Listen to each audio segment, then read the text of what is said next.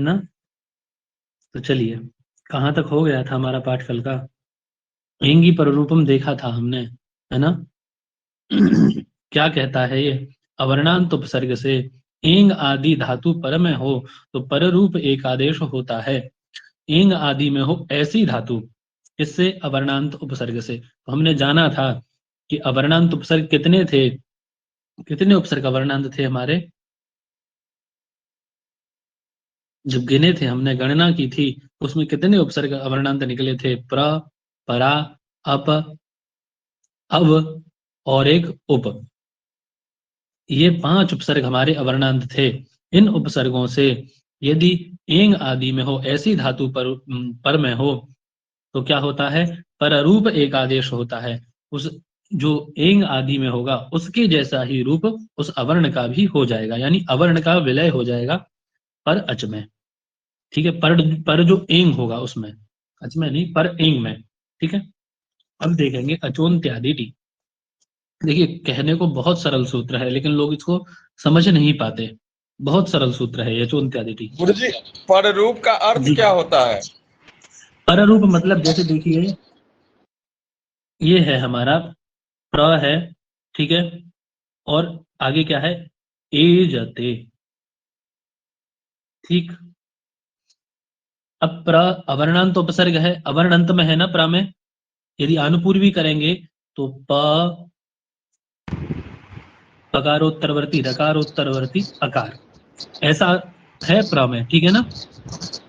अवर्ण अंत में है प्र के। जी और गुरु जी। उधर एजते में आदि में क्या दिख रहा है आपको? इसमें ये आदि में क्या अच्छा, है? एंग है। एच है। क्या है? एंग आदि में है। देखिए, एंग में कौन कौन आते हैं? ए और ओ, ए ओ। है ना। अ- ए ए और ओ। ओ, ए ओ। ए ओ, तो एंग आदि में है ना। जी। एंग आदि में है, यानी एंग वर्ण आदि में है, तो क्या हो जाएगा? आ को, ये जो आ है, ये आ ए में विलय हो जाएगा, यानी आ का रूप कैसा हो जाएगा? ए जैसा। आ का वजूद समाप्त हो जाएगा और वह ए सिर्फ रह जाएगा। उस आ का विलय हो जाएगा ए में, तो वो क्या कहलाएगा? पर रूप। पर वर्ण कौन है? ए। इसके जैसा ही आ का स्वरूप हो जाएगा। मतलब गुरु जी, बस जैसे इतना कहना है। पूर्व वर्ण का रूप पर जैसा हो जाए वही पर रूप है। हाँ, पूर्व वर्ण का, पूर्व जो आ है सिर्फ आ का, और किसी का नहीं, सिर्फ आ का, और वो भी अवर्णांत उपसर्ग होगा तब, जब अवर्णांत उपसर्ग होगा तब। मतलब 5 वर्ण जैसे अवर्णांत हो तभी होगा, नहीं तो नहीं हो सकता। 5 वर्ण नहीं, ए और यदि ये 5 उपसर्ग हैं, वर्ण नहीं है, उपसर्ग है 5। 5 उपसर्ग हैं ये, प्र, परा, अप, अव और उप। ये 5 अवर्णांत उपसर्ग हैं, इनके अंत में अवर्ण आता है। बाकी देखिए, कोई वर्ण, कोई उपसर्ग आपको मिल रहा है ऐसा? देखिए, ये अवर्ण उपसर्ग है। अवर्ण गुरु जी, अवर्णांत मतलब जिसमें अंत में अ बचे। अ बचे, देखिए ये 5 है, ये देखिए यहाँ ये उपसर्ग है 22। इन 22 में देखिए सिर्फ प्र है, परा है, अप है, अब है और ये है उप आपका। ये 5 उपसर्ग ही अवर्ण अंत में है इनके। बाकी सब कोई वर्णांत है, कोई हलंत है ना, कोई जी गुरु जी। वर्णांत है, ऐसे है। समझ में आया ये? जी गुरु जी। जी। चलिए, अब देखते हैं अचोन्त्यादि टी क्या कहता है। अचोन्त्यादि टी, अचाम मध्य यो अंत्य। अचाम मध्य मतलब अचों के मध्य में। अचाम मध्य मतलब अचों के मध्य में, यानी बहुत सारे अच हैं उनके मध्य में। यो अंत्य, जो अंत्य अच, सह आदि ही यस्य, वह है आदि में जिसके, तच्च टी संज्ञम स्यात्, उसकी क्या होती है? टी संज्ञा होती है। दोबारा देखिए, अचाम मध्य योन्त्य, अचों के मध्य में जो अंत्य अच, वह है आदि में जिसके, ऐसे शब्द समुदाय की क्या होती है? टी संज्ञा होती है। फिर एक बार देखिए, अचों के मध्य में जो अंत्य अच, वह है आदि में जिसके, ऐसा जो शब्द समुदाय है उसकी क्या होती है, टी संज्ञा होती है। क्या संज्ञा करता है ये, टी संज्ञा करता है। ठीक है, अभी आपको समझ में नहीं आ रहा होगा, मैं समझ रहा हूं इस बात को, सिर्फ अर्थ पर ध्यान दीजिए आप, जो हमने अर्थ बोला है उस अर्थ को याद करिए अभी। गुरुजी और ये जब हम बोल रहे प्रयोग हैं देखेंगे कि आगे। अचो के मध्य में है, अचो के मध्य में जी है, अचो के मध्य में अचा मध्य, अचो के मध्य में है, और फिर हाँ, बोल अचों रहे हैं के कि मध्य में जो अंतिम अंत्य अच। अंतिम अच, अचो के हाँ मध्य में अंतिम अच जो है उस हाँ, समुदाय उस वह समुदाय है की टी आदि संज्ञा में होती है। जिसके उस शब्द समुदाय की टी संज्ञा होती है। इतना याद रखिए, अभी हम जब प्रयोग देखेंगे ना तो वो सब समझ में आ जाएगा। ठीक है, चलिए देखिए, ये अर्थ समझ में आ गया सभी को। अब देखिए ये प्रयोग हम सबसे पहले देखेंगे, मनीषा। ये प्रयोग और भी है, शकंदु करकंदु या वार्तिक भी है, इससे पररूप होता है। वार्तिक का अर्थ भी देख लेते हैं, चलिए। शकंधवादिषु पररूपम वाच्यम, इसका छोटा सा अर्थ है, शकंधवादी गण में एक शकंधु आदि गण है।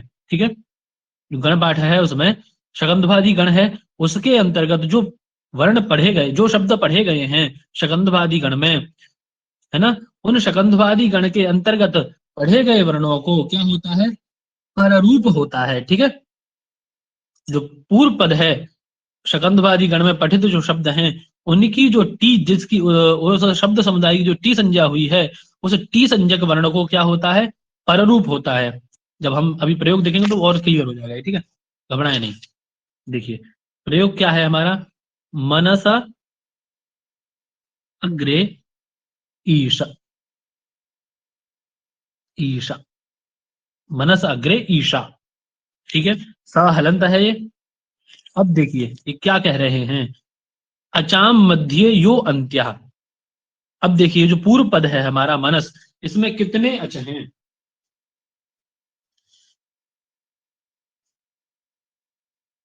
बताइए कोई। इस जी मनस गुरुजी। मनस जो पद है हमारा, पूर्व पद मनस, इसमें कितने अच हैं। जी गुरुजी, अच्छा हो गया, माँ में भी ऐसे, माँ में भी आ है, ना में भी आ है, तो ना, अंतिम माँ में भी अंतिम और ना में भी जी गुरुजी, दो तो अच हैं। अंतिम बोल रहा है, हाँ अंतिम तो बोल दो रहा अच है है ना तो इसमें, जी दो गुरुजी, अच हैं। मानस में दो अब अच है। इसने कहा कि अचों के मध्य में यु अंत्य अचः, जो अंतिम अच, अंतिम अच कौन होगा, नकारोत्तरवर्ती अच्छा अकार। ठीक है, नाम में आकार। हाँ, वह है आदि में जिसके, सह आदिर यस्य, किसके आदि में है, ना में जो आ है तो स के आदि में है वो। ठीक है ना, स के आदि में है ना वो। जी गुरुजी, पहले है, आदि हाँ में तो, पहले मतलब। हाँ आदि में मतलब पहले, वो किसके आदि में है, तो स के आदि में है उस शब्द समुदाय की। तो शब्द समुदाय कौन हुआ अब, सा भी हो गया, आ और सा, सा। सहमंत, इस शब्द समुदाय की क्या होगी, टी संज्ञा टी हो संज्ञा, जाएगी। इसको किस नाम से जाना जाएगा अब, टी इस टी नाम से संज्ञा। जाना जाएगा। ठीक है, तो इस अस को किस नाम से जाना जाएगा, टी नाम से इसको जाना जाएगा।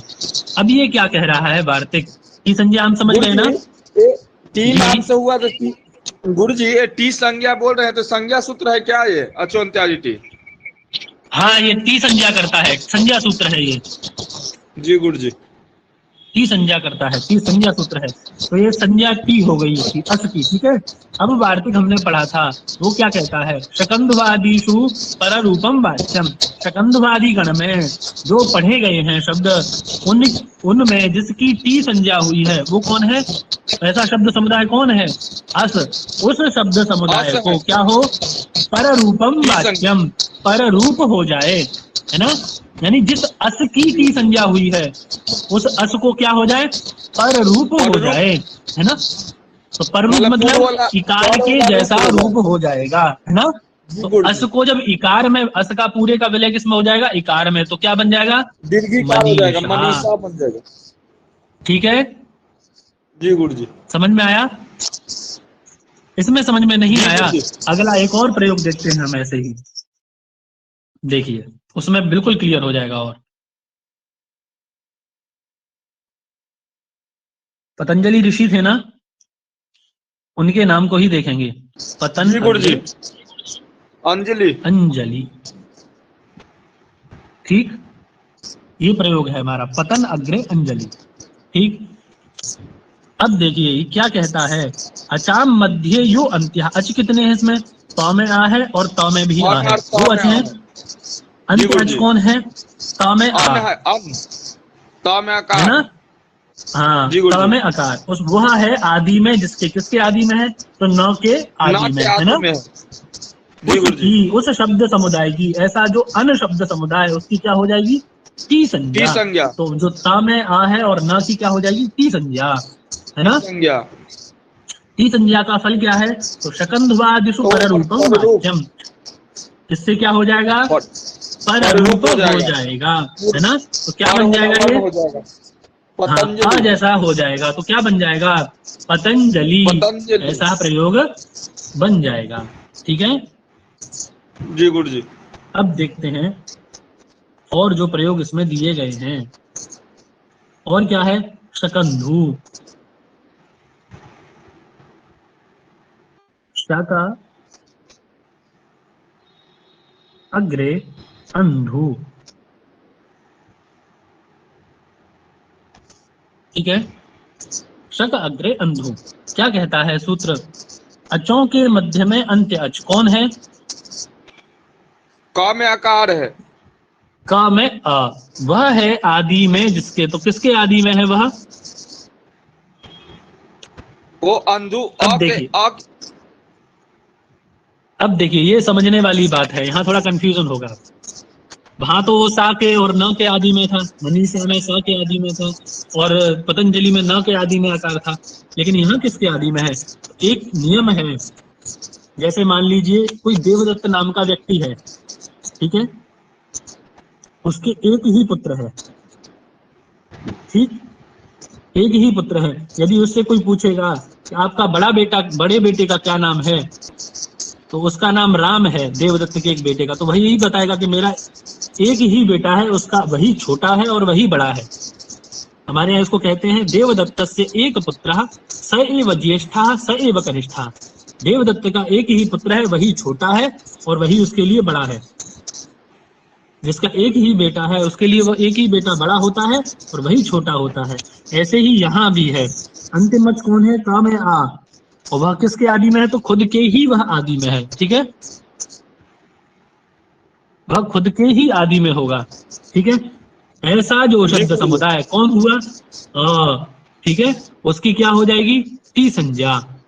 टी संज्ञा का फल क्या है, तो पररूप। शकंधवादिषु पररूपम वाच्यम। शकंधु आदि गण में तो सबसे पहले शकंधु ही है, शकंधवादि गण कहकर के सबसे पहले शकंधु को ही ले रहे हैं। तो इस गण में पठित होने से उसको क्या हो जाएगा, पर रूप हो जाएगा, यानी पररूप हो पर में जाएगा। जो आ है उसके जैसा रूप हो जाएगा। अच्छा, पूर्व सूत्र कौन सा प्राप्त था यहाँ पे, कोई सूत्र पूर्व ऐसा है सूत्र। जो प्राप्त है यहाँ पे,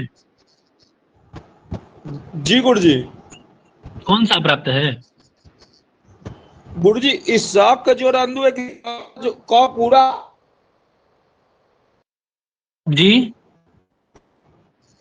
जो सकंदु का संधि है, तो धन अंधु है या क पूरा है, क में आकार है। क में आ है, वही तो, उसकी तो टी संज्ञा होगी जो क में आ है। जी गुरुजी। क में जो अ है इसी की टी संज्ञा होगी, वही तो अंतिम अच है। अचो में अंतिम अच कौन है, क में आ, वह किसके क आदि में में है, तो आकार। खुद के ही आदि में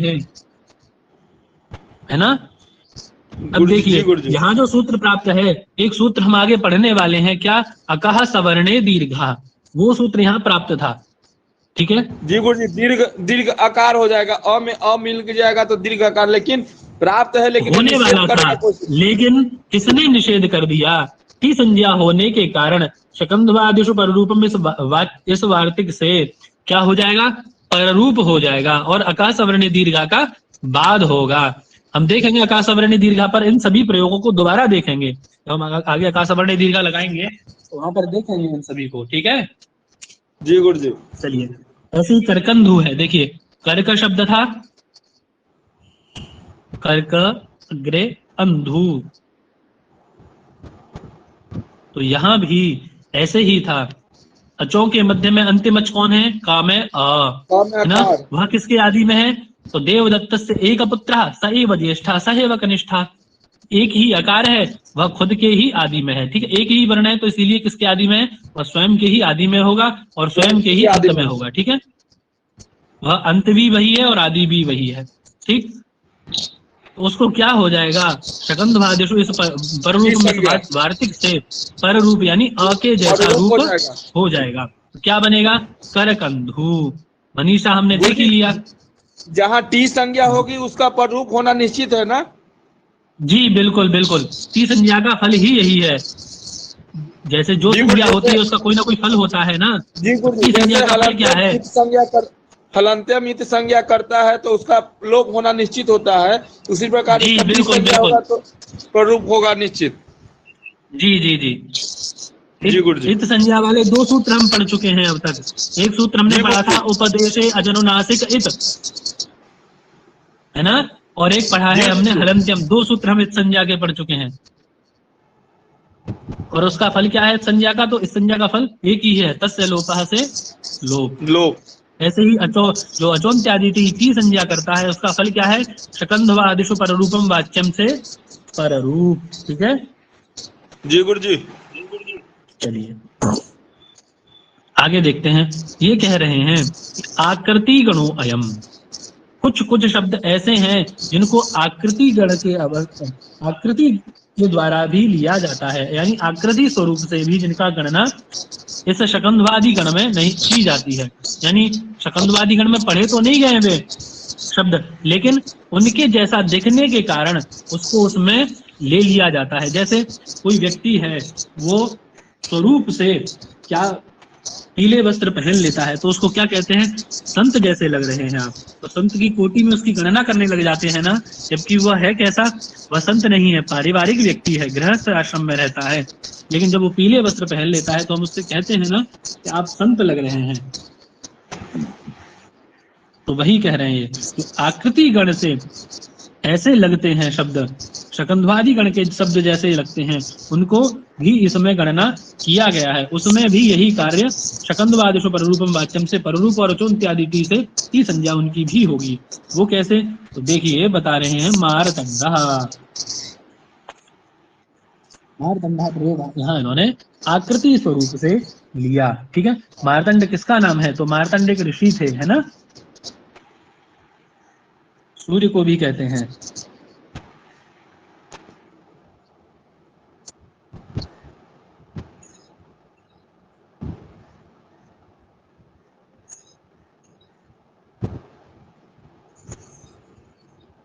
मार्त अग्रे अंड, हालांकि मृत अग्रे अंड है ऐसा करके और फिर उसमें आर वृद्धि करके बहुत अलग प्रक्रिया है वो। अभी ये सब हम नहीं देखेंगे, हम सिर्फ इतना समझेंगे हमारा जो कार्य है वो क्या हो रहा है। देखिए अचों के मध्य में अंतिम अच कौन है? त में अ, उससे पर में, है ना? जी गुरु जी। उससे पर में अ भी है, यहाँ भी वही सवर्ण दीर्घ प्राप्त था, लेकिन उसका निषेध जी करेगा। गुरु। टी संज्ञा होगी अचोन्त्यादि टी से, और और शकंधवादिषु पररूपम वाच्यम से आकृति गणत्वात्। उसमें पठित नहीं है ये, लेकिन कैसे हो जाएगा? आकृति गण होने से, उसके जैसा दिखने के कारण इसमें भी क्या हो जाएगा? पररूप हो जाएगा। और क्या बन जाएगा? मारतंडः। ठीक, गुरु जी, ये सकंदु में भी अकस्वर्ण दीर्घ प्राप्त है और हाँ मार्तंडू में जी, भी सब इनमें सब में प्राप्त है। अकरकंदु में भी प्राप्त है।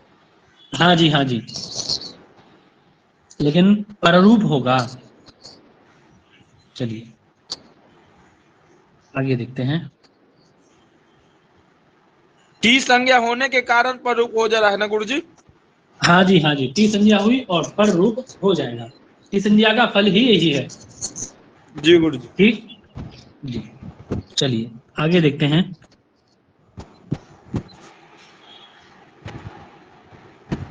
आगे है उमांगुश्च। ये क्या कहता है? ऊमी आंगी च परे।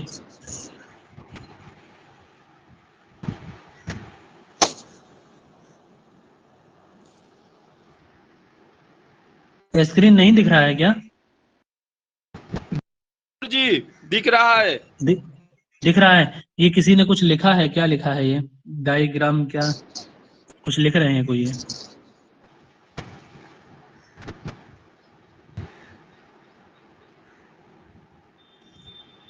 चलिए, ओमांगोश्च क्या कहता है ये?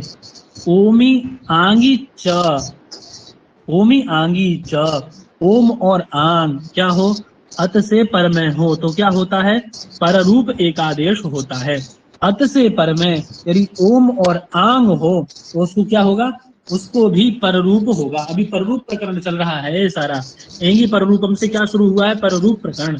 वहां वो भी पररूप करता था, एंगी पररूपम, ठीक है। फिर अचोन्त्यादि टी संज्ञा होने के बाद शकंदवादिशु पररूपम वाच्यम से पररूप हुआ। अब कौन सा सूत्र आ गया है? कौन? ओमांगोश्च। ये क्या कहता है कि यदि ओम और आंग पर में है तो अत से, किससे? अत से यदि ओम और आंग पर में है तो क्या होगा? पररूप होगा, ठीक है।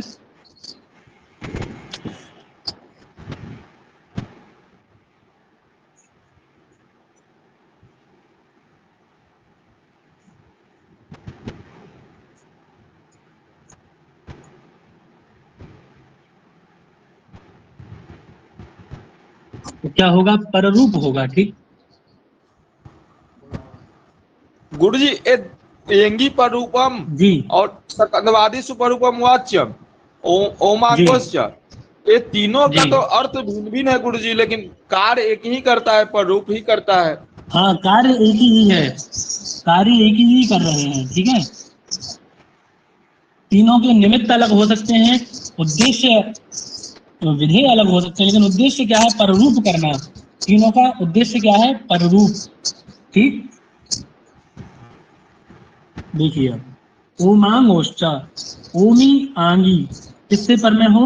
अत से, तो उसको क्या हो जाएगा? पररूप होगा, पररूप हो जाएगा। प्रयोग क्या है हमारा? शिवाय अग्नि ओम नमः, ठीक है।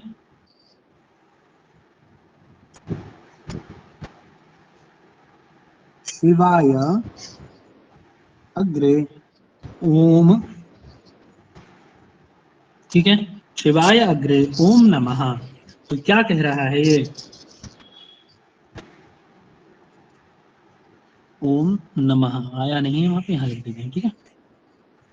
शिवाय अग्रे ओम नमः।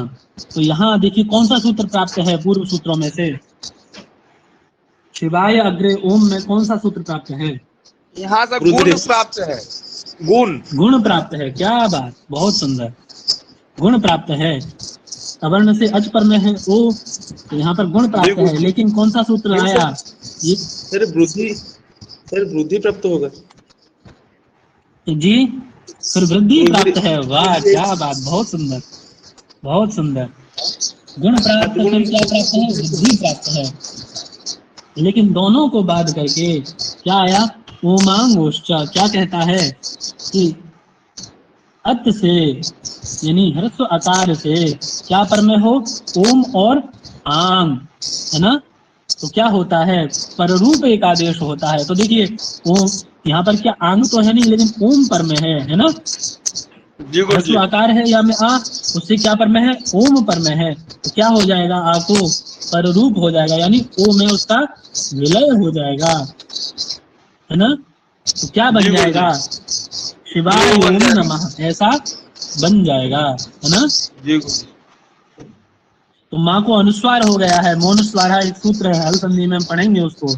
उससे क्या हो जाता है? माँ को अनुस्वार हो जाता है, मांत पद को, उससे अनुस्वार हो गया है माँ को। तो क्या बन गया? शिवाय ओम नमः, ठीक। ये समझ में आ गया सबको? जी गुरु जी। आगे चला जाए।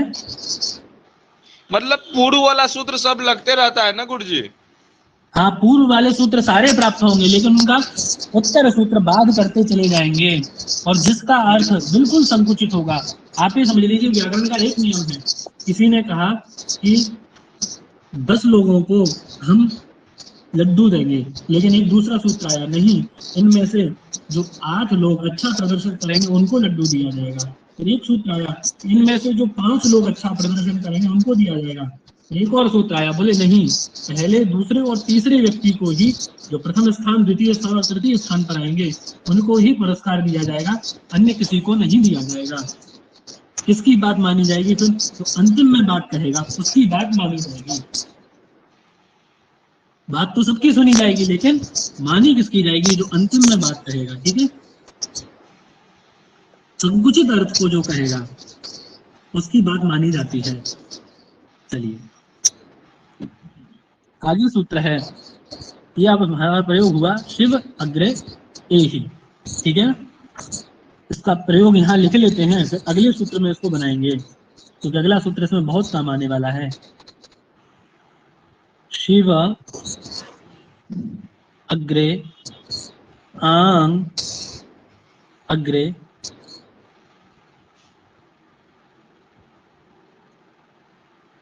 इहि। ठीक है, गुरुजी इसमें शिव आंग अग्रे, क्यों लग रहा है? इसमें जी? आंग संधि, गुरुजी ये संधि में आंग क्यों लग रहा है गुरुजी यहाँ? ये अभी पूरा नहीं हुआ है, ये आंग उसका है। देखिए, आप वो जब पढ़ेंगे ना, ये सु औजस अम औजस ताभ्याम विस नस ओसाम नी ओसुप, ये वहां का है आंग, उनमें से आंग आया है। ठीक जी है, जी स्वादी का है, ये स्वादी प्रत्यय है। ठीक, जी गुरुजी। तो शिव आंग इहि। अब देखिए, यहाँ सूत्र सबसे पहले कौन सा लगेगा? हलंत्यम एक सूत्र है, अंतिम हल है ना, जी गुरुजी, अंग। उपदेश अवस्था है, अंतिम हल है ना, जी उसको क्या गुरुजी। हो जाएगा? उसका क्या हो जाएगा? ईद सं- लोप हो ईद जाएगा, संज्ञा, ईद संज्ञा करके लोप है हो ना? जाएगा, तस्य लोप से। हाँ, इसका क्या हो जाएगा? लोप हो जाएगा। तो क्या बचेगा? शिव आ इहि, ऐसा सिर्फ बचेगा, ये बचेगा सिर्फ, है ना? जी गुरुजी, अ बचेगा। शिव आ इहि। अब देखिए, यहाँ भी एक सूत्र प्राप्त है और यहाँ भी एक सूत्र प्राप्त है, जी गुरुजी। दोनों में एक एक सूत्र प्राप्त है। शिव के वा में आ है और उधर आ पर में है, तो यहाँ कौन सा सूत्र प्राप्त है? यहाँ एक सूत्र है, अतः सवर्णे दीर्घ, जो हमने पीछे जिसकी चर्चा आकाशवाणी दीर्घ की से थी। दीर्घ की प्राप्त है। हाँ जी, दीर्घ प्राप्त है ना? और यहाँ पर कौन सा सूत्र प्राप्त है? यहाँ गुरुजी आ और ई है, तो आ तो वृद्धि वृद्धि आध गुणा आद गुण प्राप्त है। यहाँ क्या प्राप्त है? आद गुण, आध अवर्ण से अच पर में है ना? आद गुण यहाँ प्राप्त है। ठीक, अब प्रश्न ये उठता है कि पहले दीर्घ किया जाएगा या फिर पहले गुण किया जाएगा? ये शंका होती है ना, कि पहले आकाश सवर्णे दीर्घा से दीर्घ करें या फिर आद गुणा से क्या करें? गुण करें। ठीक, जी गुरुजी। ये समझ में आ रहा है ना? शंका समझ में आई ना? पहले प्रश्न देखिए, प्रश्न समझ में आ रहा है ना सबको? क्या प्रश्न हो रहा है? जी जी गुरुजी। जी चलिए, अब उसका उत्तर देखते हैं। अब यदि साधारण, आप यदि कौमुदी की दृष्टि से देखेंगे ना, साधारण समझने की दृष्टि से समझिए पहले इसको, फिर बाद में एक और तरीका बताएंगे इसका। साधारण ये है कि धातु और उपसर्ग का कार्य पहले होता है। ठीक है, एक है, आप लिख सकते हैं, उसको लिख लीजिए, अंतरंगे कार्य कर्तव्य, इसको नोट कर लीजिए, अंतरंगे कार्य कर्तव्य, मैं लिख देता हूं उसको, देखिए,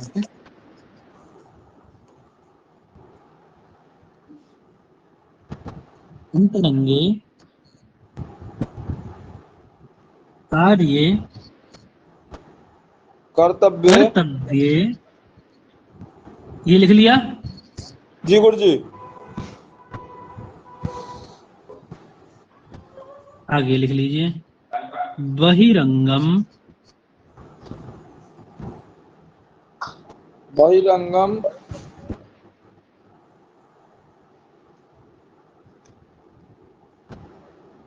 असिद्धम स्यात्। असिद्धम स्यात्। अंतरंगे कार्य कर्तव्य बहिरंगम असिद्धम स्यात्। ठीक है, इसका अर्थ ये है कि अंतरंग कार्य जब तक हम नहीं करते तो बहिरंग कार्य क्या होते हैं, असिद्ध होते हैं। असिद्ध होता है। यानी अंतरंग कार्य पहले और बहिरंग कार्य बाद में। आप इसको अपने जीवन में भी देख सकते हैं। हम पहले क्या करते हैं, सुबह उठ करके सबसे पहले शौच इत्यादि जाते हैं, है ना, ब्रश करते हैं, जी गुरुजी। तो ये क्या है, अंतरंग कार्य हैं। अंतरंग शुद्धि करते हैं हम पहले, फिर क्या करते हैं, उसके उपरांत स्नान करते हैं, तो वो क्या हो गई, बाह्य शुद्धि हो गई, है ना।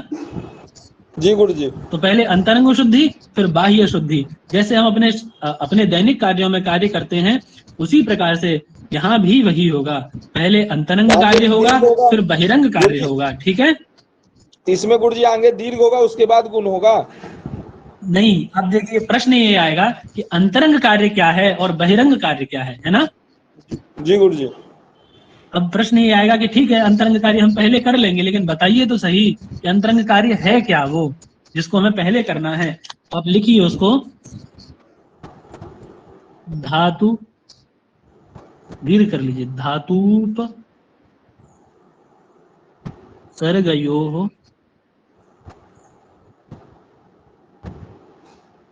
धातुपसर्गयोः कार्यम अंतरंगम।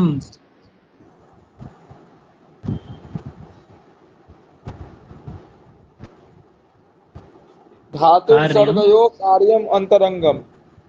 अंतरंगम, ठीक है। जी गुरुजी। अन्यत बहिरंगम,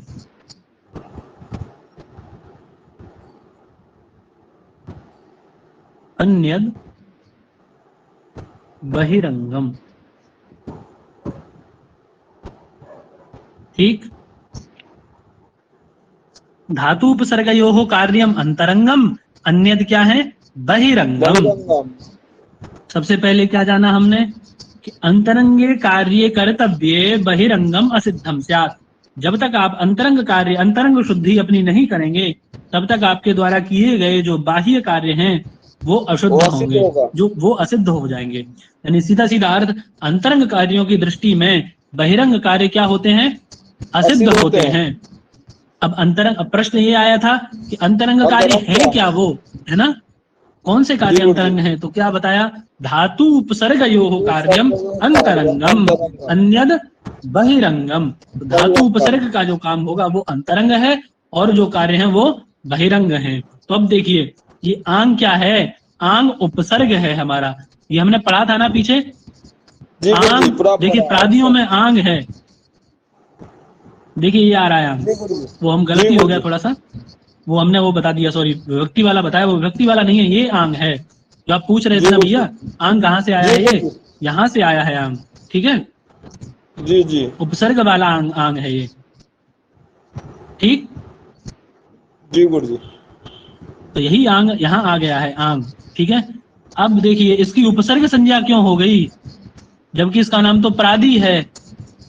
तो हमने पीछे पढ़ा था इसी सूत्र में कि जब प्रादियों का क्रिया के साथ योग होता है, देखिए प्रियादया क्रिया योगे उपसर्ग संज्ञा, तो प्रादियों का यानी इनमें से किसी का भी जब क्रिया के साथ योग होगा तो क्या कहलाएगा, वो संज्ञा होगा, उपसर्ग कहलाएगा।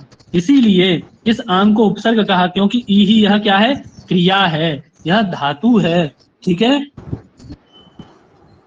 ये क्या है, धातु है, क्रिया है यह ई ही, तो इसके साथ उपसर्ग है, तो ये क्या होगा, अंतरंग कार्य हो जाएगा। धातु है ई ही और आंग है उपसर्ग, इन दोनों का जो कार्य है वो क्या कहलाएगा, अंतरंग कार्य। अन्य कार्य क्या है, दीर्घ कार्य, ये क्या कहलाएगा, बहिरंग कार्य। तो अंतरंग कार्य यानी आ और ही के दृष्टि में यहाँ जो आद गुणा से गुण प्राप्त है, इस गुण की दृष्टि में जो वृद्धि कार्य है, सॉरी दीर्घ कार्य है, सवर्णी, सवर्णी दीर्घ हो रहा है ना यहाँ पे, सवर्णी दीर्घ कार्य क्या हो जाएगा, असिद्ध हो जाएगा, यानी दीर्घ नहीं होगा और क्या हो जाएगा, गुण होगा, गुण हो जाएगा, ठीक है, ठीक है ना। जी गुरुजी। ये समझ में आ गया, मतलब अंतरंगे कार्यम कर्तव्य बहिरंगम कार्यम असिद्धम स्यात्। असिद्धम स्यात्, अंतरंग कार्य होगा तो बहिरंग कार्य असिद्ध हो जाएगा अपने आप। हाँ, अंतरंग कार्य पहले होगा और बहिरंग कार्य बाद में होगा। हम लोक में भी ऐसे ही करते हैं, सबसे पहले ऐसा थोड़ी ना हम लोग उठ के स्नान करते हैं, फिर मंजन और फिर शौच इत्यादि जाते हैं, ऐसा नहीं करते ना, हम लोग पहले आंतरिक शुद्धि करते हैं अपनी, फिर बाह्य शुद्धि करते हैं। ऐसे यहाँ भी अंतरंग कार्य पहले होगा, फिर बाह्य कार्य जो दीर्घ कार्य है वो बाह्य कार्य है वह होगा। अंतरंग कार्य क्या है? धातु और उपसर्ग से संबंधित जो भी कार्य है वो अंतरंग कार्य कहलाता है। उपसर्ग क्या है? आन, और धातु क्या है? इही। इनमें जो होने वाला कार्य है, क्या होने वाला है इसमें? आद गुणा से गुण, वो कार्य पहले होगा। जब आद गुणा से गुण हो जाएगा तो क्या बनेगा? गुरुजी यही से क्या होता है, मतलब कौन सा रूप चलता है इसमें? धातु रूप नहीं चलेगा, ये धातु है, ठीक है। और इसको हम आगे भवादी ये सब जो धातु प्रकरण आगे आने वाला है उसमें देखेंगे हम इसको। अभी सिर्फ इतना समझना है हमें, ये धातु है और ये उपसर्ग है, इनका कार्य पहले होगा, ठीक है जी गुरुजी। देखिए आप ये सोच रहे होंगे बता ही रहे हैं, क्या कारण है इसका? कारण देखिए एक है, जैसे समझ लीजिए हमें बनारस से इलाहाबाद जाना है।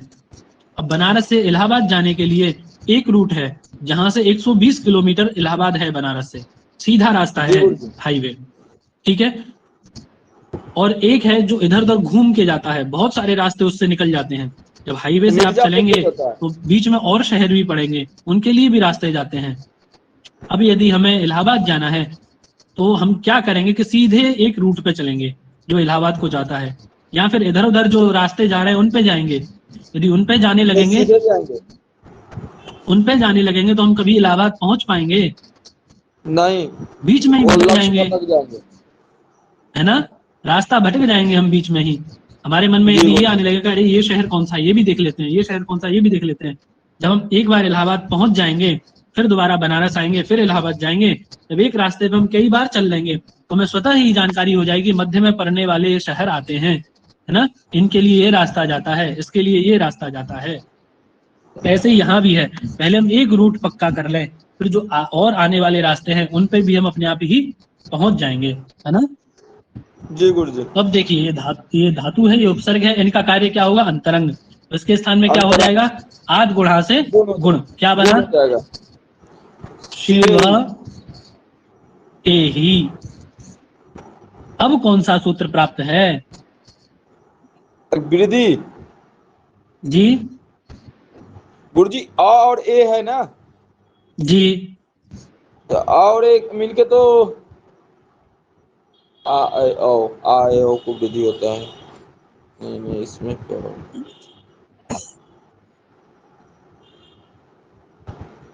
देखिए यहाँ गुण भी प्राप्त है और वृद्धि भी प्राप्त है ना जी गुरुजी। वह में आकार है, गुण और वृद्धि दोनों प्राप्त हैं।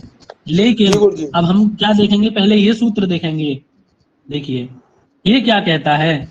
अंतादिवच्च क्या कहता है ये? यो अयम एकादेशः, यानी जो आपने ये एकादेश किया है ना, आ और ई के स्थान में जो एकादेश किया है, गुण एकादेश किया है ना हमने, आदेश के स्थान में क्या किया है हमने? एक गुण आदेश किया है ना जी जी। तो यो अयम एकादेशः, जो आपने यह एकादेश किया है वह कैसा होगा? पूर्व से अंतवत और परस्य आदिवत। यानी जो ए है ये, इसमें क्या धर्म आ जाएंगे? इसमें ये एक ए का भी धर्म आ जाएगा, ई का भी, और आंग तो धर्म भी इसमें आ जाएगा। यानी पूर्व के अंतवत होगा और पर के आदिवत, यानी दोनों धर्म इसमें आ जाएंगे, क्योंकि दोनों के स्थान में हुआ है ना ये।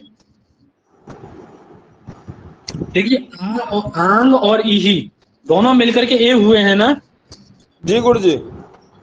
तो दोनों का धर्म इसमें आ जाएगा, आ और ई दोनों का, यानी आंग तो धर्म भी इसमें आएगा और जो ई में जो धातु धर्म है वो भी इसमें आ ही जाएगा, है ना जी गुरुजी। दोनों धर्म इसमें आ जाएंगे, यानी आंग तो धर्म भी इसमें आ गया। जैसे आप ये समझ लीजिए, जो माता पिता के जो बच्चे होते हैं, पुत्र पुत्रियां होते हैं, है ना, तो जब जैसे आज के ये साइंस है, देखिए साइंस की दृष्टि से देखिए इसको, जब डीएनए टेस्ट होता है तो बच्चे का कहते हैं ना 50% डीएनए है इसमें पिता से मैच कर रहा है और 50% माता से। ये पिता और माता है, इसके इनसे उत्पन्न कौन हुआ? ए ही का ए। इसमें आंग तो धर्म भी आएगा, यानी पिता का धर्म भी आ जाएगा और माता का धर्म भी इसमें आ जाएगा, दोनों का स्वभाव इसमें आ जाएगा, है ना। जो आंग तो स्वभाव वाला पिता है और धातु स्वभाव वाली जो माता है, उन दोनों का स्वभाव इसमें ए ही में आ जाएगा, ए ही के एकार में आ जाएगा। ठीक है, ठीक है ना? यही में दोनों आ जाएगा गुरुजी। हाँ, आंग तो भी आ जाएगा और यही भी आ जाएगा। और जब इसमें आंग तो धर्म यहाँ आ जाएगा, यानी आंग जब इसमें आ जाएगा, आंग जैसा ये हो जाएगा, तो ऊपर सूत्र हमने पढ़ा था, ओमी आंगी चात परे, यानी अत से ह्रस्व आकार से ओम और आंग पर में हो तो क्या हो जाना चाहिए? पर रूप होना चाहिए। आंग इसमें आ गया, जो आंग तो धर्म है वो ए ही के एकार में आ गया।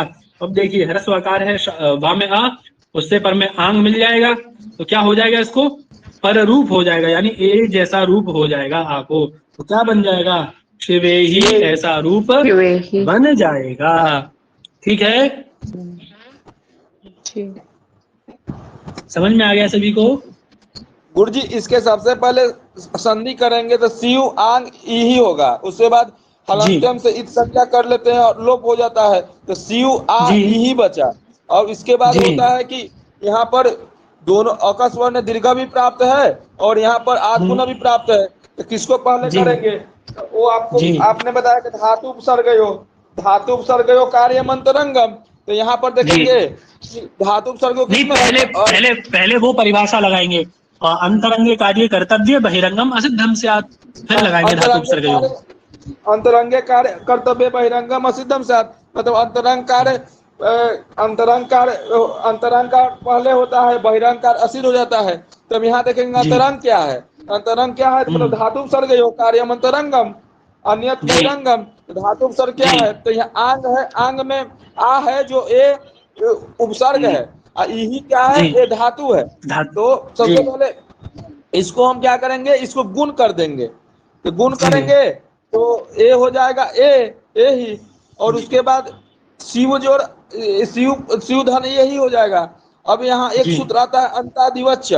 अब अंतादिवच्य क्या करता है? कहता है कि योमे का देश सपूर्वस्य अंतवत परस्य आदिवत, मतलब कि पूर्व का पूर्वस्य अंतवत और आदिवत, पूर्व का अंत और आदिवत, और दोनों का ये जो होगा यही है, ये दोनों का है, मतलब आ भी है और यही भी है।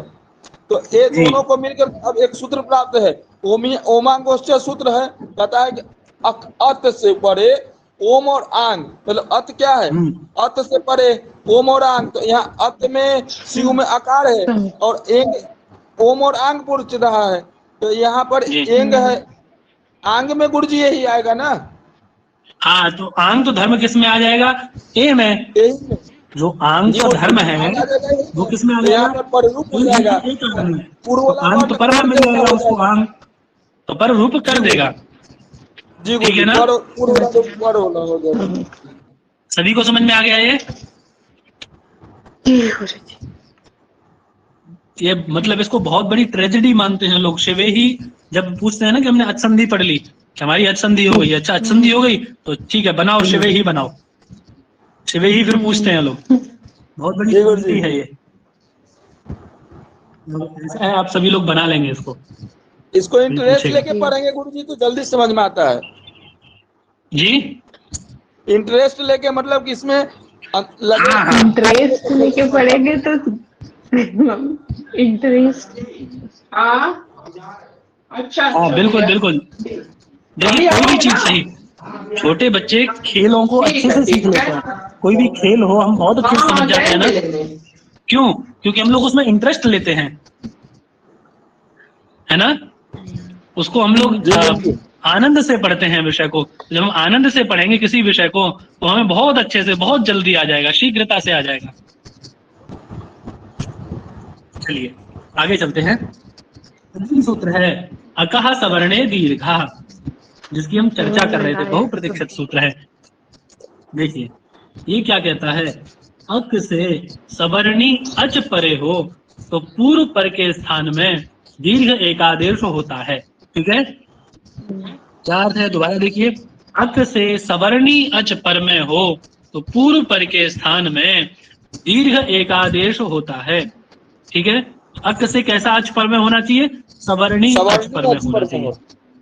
ठीक है, अब देखिए प्रयोग क्या है इसका।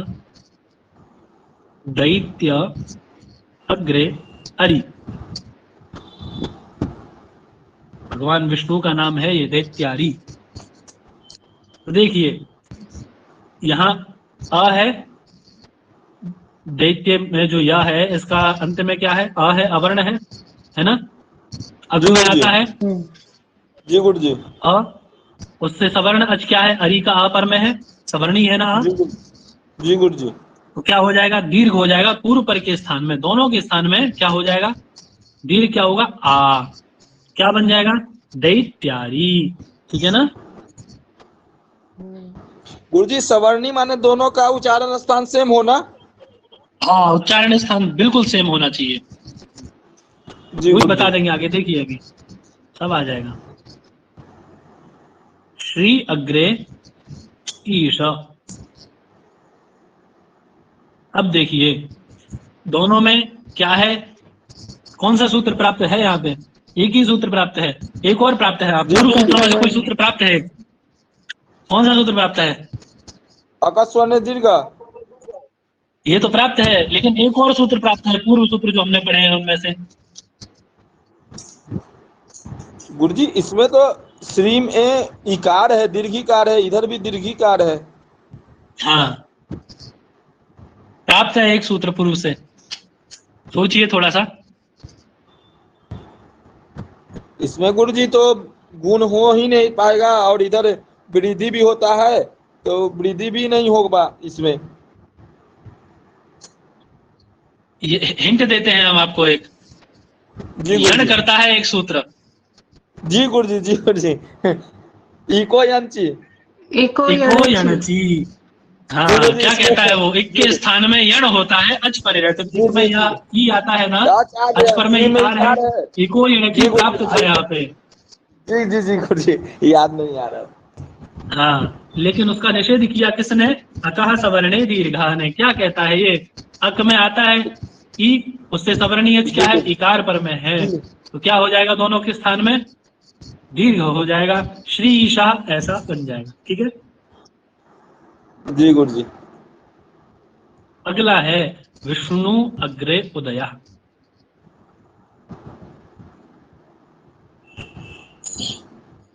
बना लेंगे या बनवाए सारे प्रयोग ये। गुरु जी यहाँ भी तो गुरु जी इको यांची प्राप्त होगा ना, हाँ, यहाँ भी प्राप्त होगा, विष्णु अग्रे उदया में भी।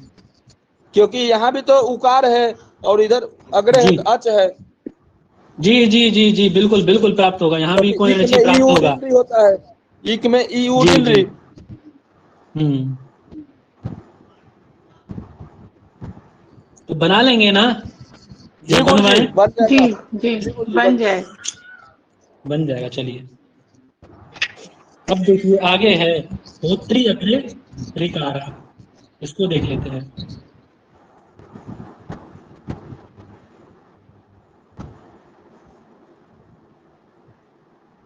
ऋकार, होत्री अग्रे ऋकार।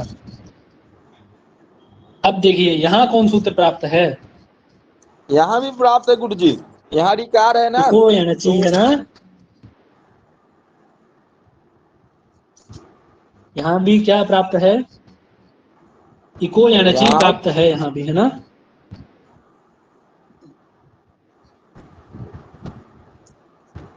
यहाँ गुरु जी कैसे प्राप्त है।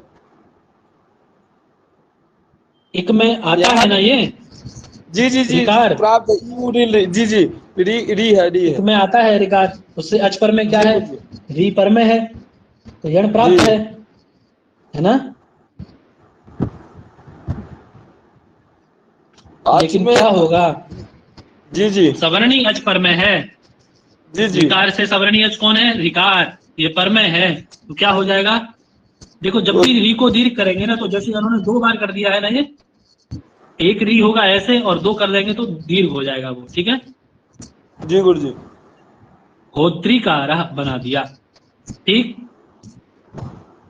जी गुरु जी दैत्यारी माने तो विष्णु भगवान का नाम हुआ गुरु जी, श्रीषा माने क्या हुआ। हाँ जी, दैत्यारी मतलब भगवान विष्णु, श्री सा भी भगवान विष्णु है, श्री के जो ईश हैं, श्री माने लक्ष्मी, पति भगवान विष्णु। चलिए,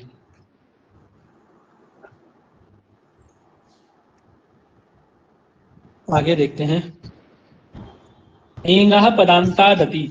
देखिए हमने पर रूप वाले सूत्र बहुत पढ़े, अब क्या आ गया, एक पूर्व रूप वाला सूत्र आ गया। अभी तक हमने कौन से पढ़े थे, पर रूप वाले पढ़े थे, अब एक आ गया पूर्व रूप जो करता है।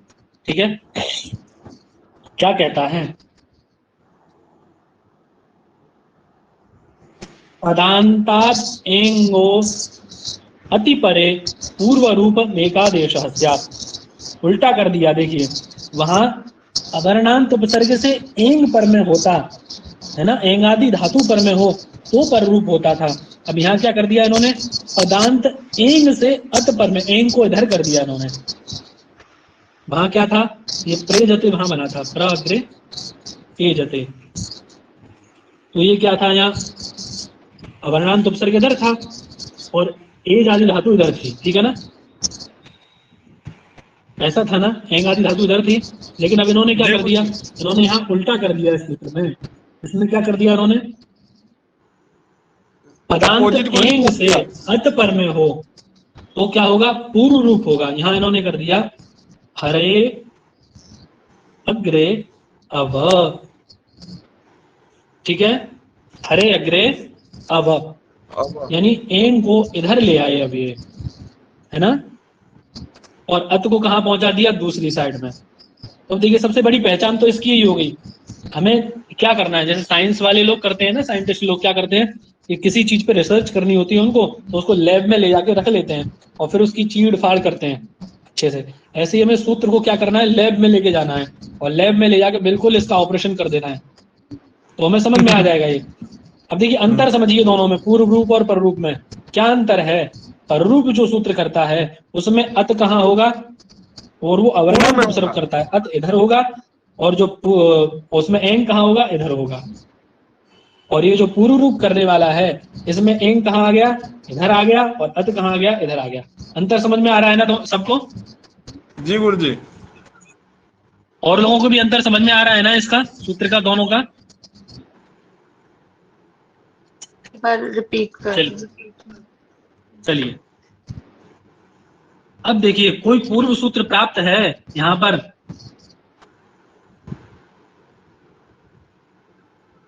जी गुरु जी। कौन? आप रुक जाइए, आप नहीं बताएंगे, कोई और बताने दीजिए, किसी और को। कोई और बताइए, कौन सा पूर्व सूत्र प्राप्त है? पूर्व में जितने सूत्र हमने पढ़ लिए हैं उनमें से कौन सा सूत्र है जो प्राप्त है यहाँ पर? एचो या वाया, क्या बात है, बहुत सुंदर। लग रहा है हमारा पढ़ाना सार्थक हो रहा है, बहुत अच्छी मेहनत कर रहे हैं, बहुत साधु साधु आप लोगों के लिए। तो देखिए एचो या वायावा यहाँ प्राप्त है, एच से पर में अच है ना, तो क्या होगा, अय आदेश प्राप्त था यहाँ पे, लेकिन क्या होगा, ये सूत्र आएगा एंगा पदांतादति। क्या कहता है ये, पदांत एंग से अत पर में हो, तो पदांत शब्द है हरे, है ना, सुप्तिगंतम पदम से पद संज्ञा हुई है इसकी, सुबंत पद अंत में इसके, तो क्या हो जाएगा, पदांत हो जाएगा। पदांत होने से और एंगंत होने से अत क्या है, ह्रस्व आकार पर में है, अत का मतलब तो क्या हो जाएगा, इसको पूर्व रूप हो जाएगा। पूर्व रूप मतलब आ को एक ही जैसा रूप हो जाएगा। देखिए पूर्व रूप जहां भी होगा उसकी सबसे बड़ी पहचान आपको ये मिलेगी कि वहां ऐसा खंडाकार बन जाता है, ये एस बना दिया जाता है, इसको क्या बोलते हैं, खंडाकार। जहां भी पूर्व रूप आपको दिखाई देगा, कहीं भी देखना आप, लिखा हुआ जहां भी आपको पूर्व रूप मिलेगा वहां खंडाकार अवश्य होगा, तो आप उससे ही पहचान जाएंगे कि यहाँ क्या हुआ है, पूर्व रूप हुआ है। ठीक है,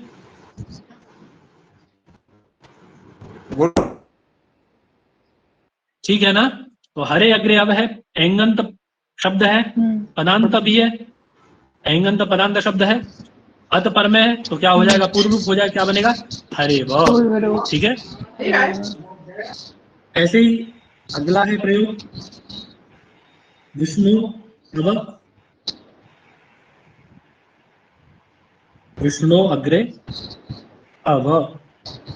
ठीक है, ये भी एंगंत है। एंग में कौन कौन आते हैं, ए ओ, है ना, पदांत भी है और एंगंत भी है, एंग भी है अंत में। अत पर में है ह्रस्व आकार, तो क्या हो जाएगा, इसको पूर्व रूप हो जाएगा, क्या बनेगा, विष्णु होगा। विष्णु। ठीक है, क्लियर है सभी लोगों को? जी गुरुजी। आज हमने क्या क्या देखा? आज हमने देखा ई संज्ञा, है ना, ओमी आंगी का ओमांगोश्च सूत्र देखा हमने, पर रूप किया हमने उससे, और बहुत महत्वपूर्ण प्रयोग देखा एक शिवे ही, है ना, और फिर अकाह सवर्णे दीर्घा देखा, फिर हमने पूर्व रूप भी देखा, है ना। 4 चीजें हमने आज देखी, है ना। 2 दिन की और रह गई है हमारी आज संधि, 2 दिन में हम इसको पूरा कर देंगे। जी गुरुजी। किसी को कोई परेशानी इसमें, आज के पाठ में कोई शंका, किसी को यही कुछ पूछना है? गुरुजी ये शिवे ही को ऐसे ही सिद्धि करते हैं कि कोई और दूसरा भी तरीका है आसान? यही तरीका है, सबसे आसान तरीका यही है, और जो है वो कठिन, दूसरा जो तरीका है वो कठिन तरीका है। जी गुरुजी। जी, सबसे बहुत सरल तरीका है ये। जी गुरुजी, वो सूत्र दोनों याद करना पड़ेगा, पूर्व अंतरंगम हाँ और हाँ, बहिरंगम। याद करना पड़ेगा बस, बहुत सरल तरीका है ये, जी है गुरुजी। ना। जी। पर रूप के सारे सूत्र देखिए, पर रूप के अभी तक हमने कितने सूत्र पढ़ लिए? सबसे पहले हमने पढ़ा एंगी पर रूपम, ठीक है, एंगी वो क्या पर कहता रूपम। है, अवर्णांत उपसर्ग से, है ना, एंग आदि धातु पर में हो तो पर रूप होता है एक। दूसरा पढ़ा हमने वार्तिक, एक वार्तिक पढ़ा हमने, कौन सा, सर्वादिषु पर रूपम वाच्यम, ठीक है। फिर हमने तीसरा सूत्र पढ़ा ओमांगोश्च, ओम और आंग यदि पर में हो, है ना, अत से ह्रस्व आकार से यदि ओम और आंग पर में हो तो क्या होता है, पररूप एकादेश होता है। ये 3 चीज हमने पढ़ी, 2 सूत्र और एक वार्तिक पर रूप के लिए, है ना। जी और गुरुजी। पूर्व रूप का एक ही सूत्र है, वो कौन सा है, एंगा एंगा पदांतादति। पदांतादति, ठीक है। जी गुरुजी। और किसी को कुछ पूछना है? हरे अब गुरुजी है तो इसमें एचो यावत से एक आय की प्राप्ति है, बाकी निषेध हो गया ना गुरुजी इससे, एंगा पदांतादति हाँ से। जी, हाँ जी, प्राप्त है लेकिन इससे निषेध हो जाएगा। जी गुरुजी।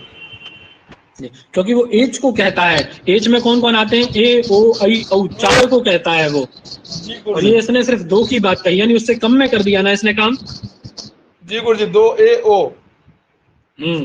तो ये बलवान होगा उससे। जी अभी गुरुजी। साधारण भाषा में आप यही समझिए। और किसी को कुछ पूछना है? असम वाली कक्षा कितने बजे होगी गुरुजी? वो 5 बजे से रखे हैं। जी गुरुजी। वेद का आज का विषय 5 बजे से होगा। जी गुरुजी।